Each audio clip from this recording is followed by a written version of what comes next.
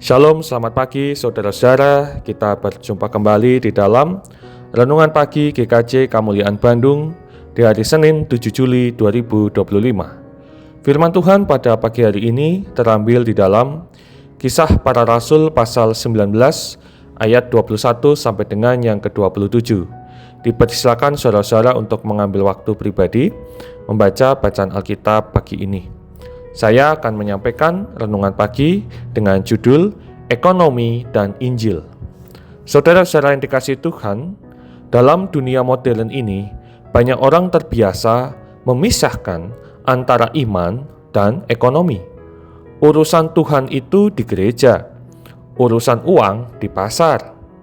Tapi Alkitab menunjukkan bahwa Injil yang sejati tidak bisa dipisahkan dari aspek kehidupan apapun, termasuk soal ekonomi. Dalam Kisah Para Rasul 19 ayat 21 sampai dengan yang ke-27, kita melihat bagaimana pemberitaan Injil oleh Rasul Paulus di kota Efesus berdampak langsung terhadap aktivitas ekonomi kota tersebut. Banyak orang bertobat dan meninggalkan penyembahan berhala, sehingga bisnis patung Dewi Artemis yang dikerjakan oleh para pengrajin mulai merugi. Salah satu pengrajinnya bernama Demetrius menyadari ini dan memprovokasi keributan, bukan karena iman tapi karena keuntungan ekonominya terganggu. Hal ini menunjukkan bahwa ketika Injil sudah dihidupi, dikabarkan, maka Injil tidak hanya mengubah hati seseorang, tetapi juga mengguncang struktur sosial dan ekonomi yang tidak selaras dengan kebenaran Allah. Dalam konteks Efesus, ekonomi yang bergantung pada penyembahan berhala mulai kehilangan kekuatannya karena orang-orang memilih menyembah Tuhan yang hidup. Saudara-saudara, renungan ini mengajarkan bahwa iman bukan hanya soal doa dan ibadah, tapi juga soal bagaimana kita menghasilkan dan menggunakan uang. Apakah bisnis kita dikerjakan dengan kejujuran? Apakah transaksi kita mencerminkan kasih dan keadilan? Apakah kita rela melepaskan keuntungan bila ternyata melukai nilai-nilai kerajaan Allah? Terkadang ketika Injil masuk ke dalam dunia kerja atau dunia dagang, akan terjadi gesekan. Mungkin orang lain merasa kita terlalu idealis. Mungkin kita kehilangan peluang karena memilih jujur, tapi itulah harga kesetiaan.